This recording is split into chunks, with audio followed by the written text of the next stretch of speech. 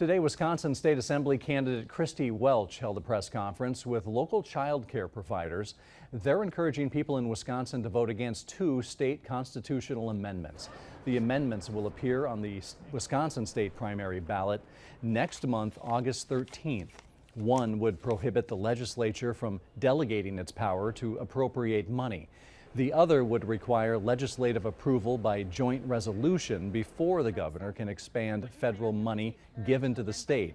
Speakers at today's event discussed how these amendments, if passed, would devastate child care facilities and workers in Wisconsin who have relied on federal dollars allocated by Governor Tony Evers.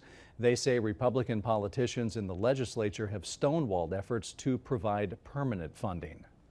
Republicans in the state legislature have been trying to gain an unfair advantage for years, and now they want sole power over critical federal funds that our child care providers rely on.